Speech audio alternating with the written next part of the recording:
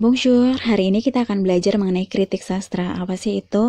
Kritik sastra adalah salah satu objek studi sastra atau cabang ilmu sastra yang melakukan analisis, penafsiran, serta juga penilaian terhadap teks sastra sebagai sebuah karya seni. Jadi kita mau kulik nih, sebenarnya mengkritiki sastra itu tuh harusnya seperti apa? Nah, menurut Graham Hawke, di situ kritik sastra adalah dia itu nggak terbatas ya pada penyuntingan, penetapan teks, interpretasi, atau juga pertimbangan nilai. Nah, sedangkan menurut Abram, kritik sastra itu mendeskripsikan bahwa dia adalah cabang ilmu yang berurusan dengan suatu perumusan, klasifikasi, penerangan, serta juga penilaian karya sastra.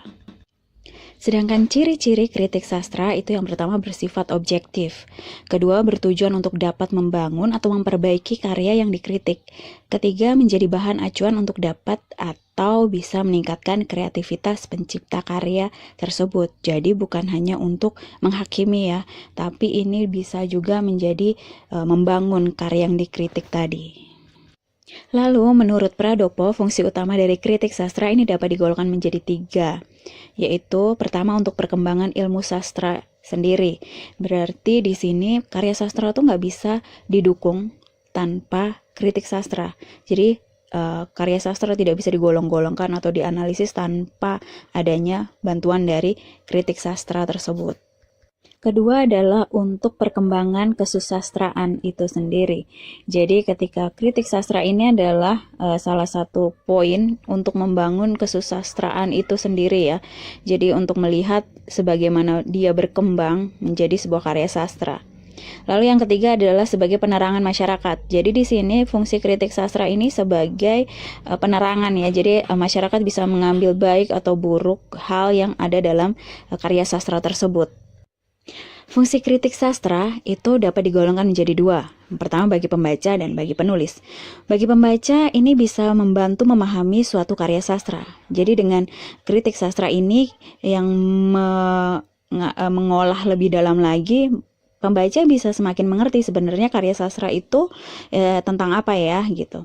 Lalu yang kedua menunjukkan keindahan atau estetika yang terdapat dalam suatu karya sastra. Nah, buat pembaca ini jadi lebih mengerti lagi bahwa ada keindahan lain dari estetika yang muncul dari karya sastra. Ketiga, menunjukkan parameter atau ukuran dalam menilai sebuah karya sastra.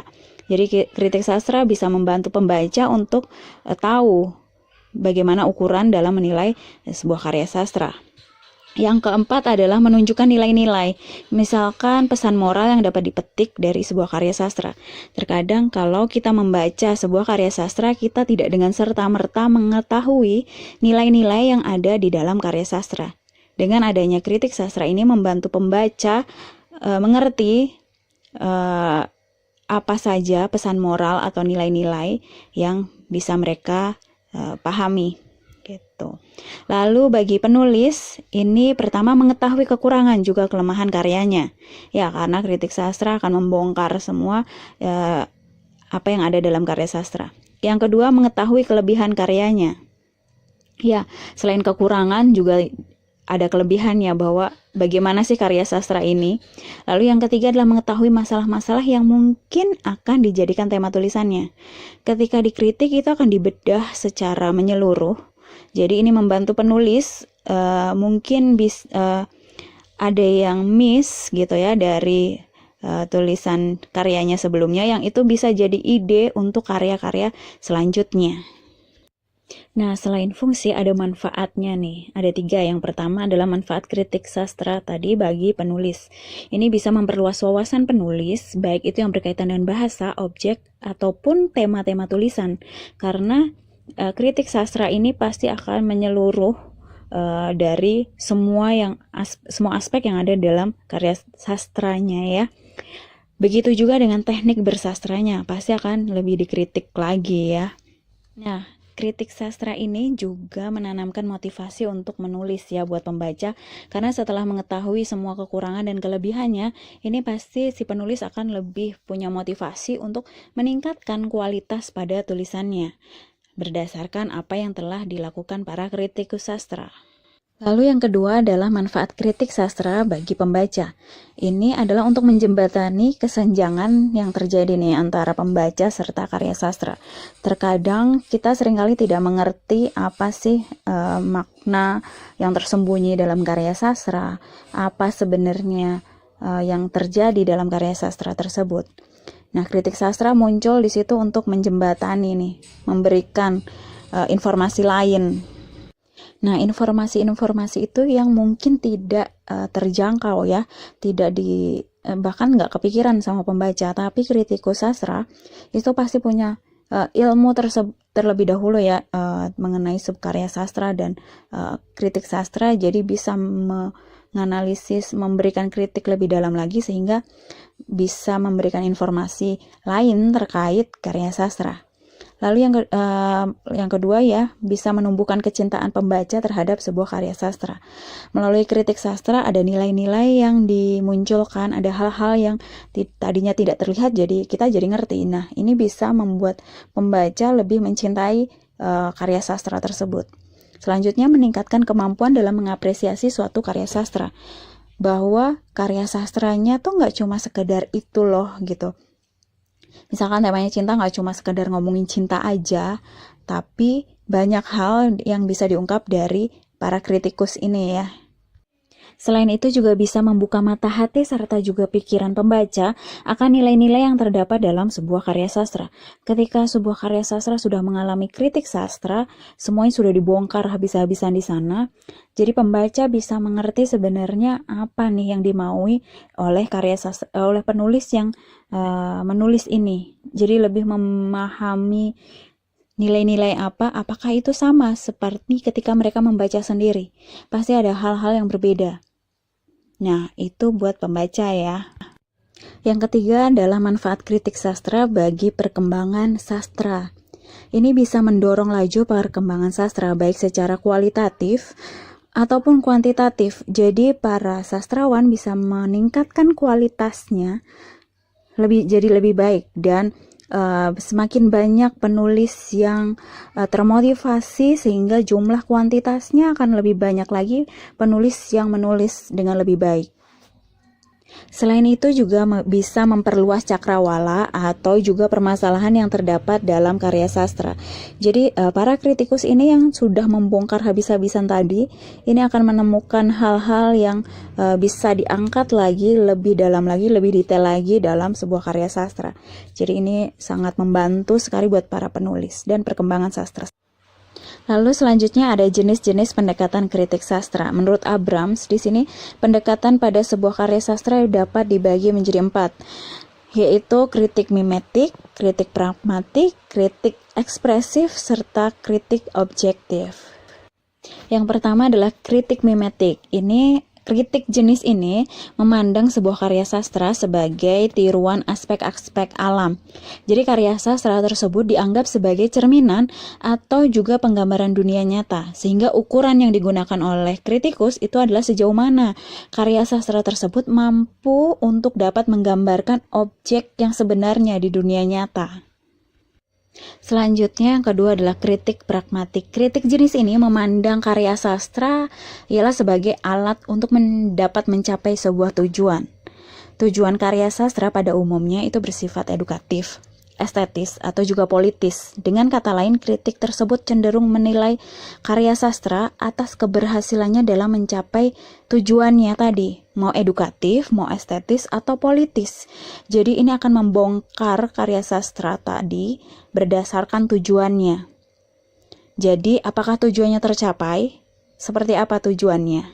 Itu. Jadi pembaca juga bisa melihat sebenarnya apa sih, sesuai enggak?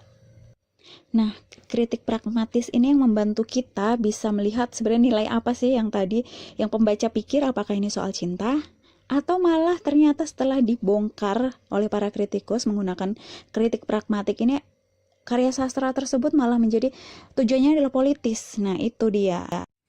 Yang ketiga adalah kritik ekspresif. kritik ekspresif ini menitik beratkan pada pengarang.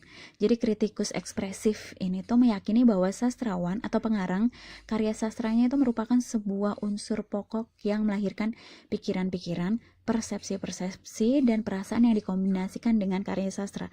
Jadi karya sastra di sini adalah wujud dari pengungkapan perasaan si pengarang. Jadi apa yang diyakini oleh pengarang itu muncul pada karya sastranya. Jadi ini yang dikritik adalah pengarangnya. Menitik beratkan faktor pengarang terhadap pengaruhnya terhadap karya sastra yang dilahirkannya. Yang keempat adalah kritik objektif. Kritik jenis ini memandang karya sastra ialah sebagai sesuatu yang mandiri, bebas terhadap lingkungan sekitarnya, yaitu dari penyair, pembaca, serta juga dunia sekitarnya. Jadi kritikus akan lebih fokus ke aspek-aspek yang ada di dalam karya sastra, yaitu unsur-unsur intrinsiknya. Itu yang akan dikritik secara objektif. Nah, ini ada langkah-langkah melakukan kritik sastra. Jadi kita nggak sembarangan melakukan kritik sastra. Ada 9 menurut Mahayana. Yang pertama adalah membaca secara tuntas karya yang hendak dikritik. Kalian nggak bisa mengkritik sesuatu yang belum kalian baca secara keseluruhan. Ini agar tidak ini untuk menghindari pemahaman yang dilakukan oleh kritikus itu tidak valid ya. Bahkan seorang kritikus itu bisa melakukan pembacaan beberapa kali dan harus objektif terhadap penafsiran, lalu pengalaman dan penilaian melakukan kritik ini juga penting bagi seorang kritikus. Jadi yang pertama nggak boleh melakukan kritik sastra sampai dengan belum tuntas membaca karya yang hendak dikritik. Itu yang penting. Dan satu lagi yang harus diingat, ini adalah kritik sastra itu untuk menyampaikan apresiasi terhadap karya sastra, bukan untuk mencela ya. Yang kedua adalah meminimalkan adanya miskomunikasi antara pembaca atau kritikus tadi dengan teks sastra ketika proses pembacaan. Nah, ketika melakukan pembacaan karya sastra ini, penikmat atau kritikus nggak bisa memahami, menyelami dunia yang ada di dalam karya sastra. Nah, hal itu yang disebut dengan miskomunikasi. Jadi ketika hal itu terjadi dan tidak bisa diselesaikan, maka berikan jeda atau berhenti dalam proses pembacaan. Yang ketiga adalah memberikan tanda pada karya sastra. Nah, kenapa harus memberikan tanda? Ini bisa kita tandai untuk hal-hal yang menonjol, khas, meragukan, atau bahkan diduga sebagai sinyal penulis dalam karya sastra untuk menyampaikan tema, pesan, atau estetika teks. Jadi kalian bisa dengan mudah menemukan jika ditandai gitu ya. Para kritikus ini juga dituntut untuk jadi kritis. Nah, perlu kiranya juga si kritikus menyusun pertanyaan untuk jadi alat analisis dalam menulis kritik. Pertanyaan-pertanyaan ini digunakan untuk memperkuat hipotesis mereka terhadap kritik karya ini. Yang keempat adalah memahami secara kompleks karya yang bersangkutan. Nah, proses ini butuh 2 kali baca ya ataupun lebih untuk bisa paham maksud dari karya sastra ini. Dan bukan hanya tentang kelemahan dan kelebihan saja, bedakan ya antara kritik sastra dengan resensi, sangat berbeda. Karena ini kritik sastra nggak berhenti hanya di kelebihan dan kelemahan saja, tapi harus diungkapkan nih letak dan hal apa yang menjadi kelebihan dan kekurangan dalam karya sastra ini. Nah, pembacaan ini yang dilakukan berulang tadi bisa memunculkan makna-makna lain yang bisa kita gali lebih dalam lagi ataupun bahkan terlewat ketika pembacaan awal dari kita. Yang kelima adalah menuliskan kritik dengan tidak memunculkan konteks karya. Nah, penulis kritik di sini harus mencapai syarat ya untuk menuliskan kritik karena nggak bisa sembarangan orang menuliskan kritik sastra. Nah, dalam menuliskan kritik sastra ini nggak boleh ada konteks. Konteksnya seperti apa? Tidak boleh membandingkan karya yang akan dikritik dengan karya lain karena itu akan berbeda ya. Ketika membandingkan itu membutuhkan kajian yang lebih dalam lagi daripada sekedar kritik sastra, karena ada konteks karya yang akan dikritik dengan karya lain di situ. Jadi nggak boleh ada konteks dalam menulis kritik sastra. Yang keenam adalah memilih jenis kritik dalam menyampaikan kritik sastra. Ini kritikus bebas memilih jenis kritik apa yang akan digunakan dalam mengkritiki karya sastra ini. Nah, seperti kalau kita masak sesuatu ya, harus ada peralatannya. Ini sama seperti dalam mengkritik karya sastra. Kritikus harus menentukan dulu teori, pendekatan, atau disiplin ilmu lain yang dianggap sesuai dengan proses untuk mengkritik karya sastra ini. Nah, setelah itu bisa dituangkan nih menjadi bahan analisis dalam mengungkapkan kekayaan teks karya sastra yang dikaji. Nah, pada saat menganalisis ini, kritikus bisa mengutip bagian teks tadi yang sudah ditandai atau yang menarik dan dijelaskan berdasarkan teori, metode, pendekatan, atau bidang ilmu lainnya. Nah, jadi kita bisa lihat nih hasil akhirnya adalah memang sesuai kritik sastranya. Untuk yang ketujuh nih, kritikus yang memilih jenis kritik apresiatif itu harus membuat deskripsi tentang resum dulu, sinosis atau ikhtisar dari karya yang sudah dibaca. Nah, deskripsi ini tuh agar pembaca mendapatkan gambaran tentang karya sastra beserta isinya. Nah, pada bagian ini kritikus tuh dapat memasukkan berbagai hal yang menarik, unik, dan unggul sebagai kelebihan dari karya tersebut. Setelah itu baru dianalisis dengan bahan-bahan yang sudah disiapkan tadi, teori, metode, pendekatan, dan disiplin ilmu yang lainnya yang akan digunakan dalam mengkritiki sebuah karya sastra. Yang kedelapan, kritikus menyajikan deskripsi, analisis, dan interpretasi juga evaluasi. Pada tahap awal, ini deskripsi ya, kritikus mengenalkan karya secara objektif. Pada tahap ini, belum ada penafsiran, hanya sajian mengenai muatan isi, pengarang, gambaran umum tentang karya sastranya. Ini gunanya untuk memberitahukan kepada pembaca pada tahap selanjutnya. Setelah tahap awal tadi, lalu ada tahap analisis yang dilakukan oleh kritikus. Tahap analisis ini biasanya disertai dengan penafsiran atau interpretasi. Dalam prakteknya, analisis ini biasanya juga memang disertai interpretasi, begitu juga sebaliknya. Lalu, pada kapasitas analisis, dan analisis ini juga memiliki kedudukan ya, yang lebih banyak daripada deskripsi atau evaluasi. Jadi, tahap analisis ini lebih kaya lagi ya. Lalu pada tahap evaluasi ada kontradiksi, bisa ya, karya sastranya seperti apa dan seharusnya seperti apa. Nah, ada beberapa kritikus yang menggunakan kontradiksi ini, tetapi ada juga yang tidak. Jadi ini bebas buat para kritikus. Yang kesembilan, menampilkan kutipan untuk memperkuat analisis dan penafsiran. Jangan lupa, kutipan ini sama seperti data, bahwa ya ini ada dasarnya loh untuk mengkritik mau kelebihan atau kekurangan tadi ya. Penyajian kutipan ini penting dilakukan untuk menunjukkan alat bukti analisis. Bisa berupa argumentasi, teks sastra, ataupun sumber teori yang digunakan. Jadi kutipan tadi membantu kita untuk mengolah argumentasi si kritikus ini. Jadi sangat penting digunakan. Itu saja, hanya 9 langkah-langkah untuk mengkritik sastra ya.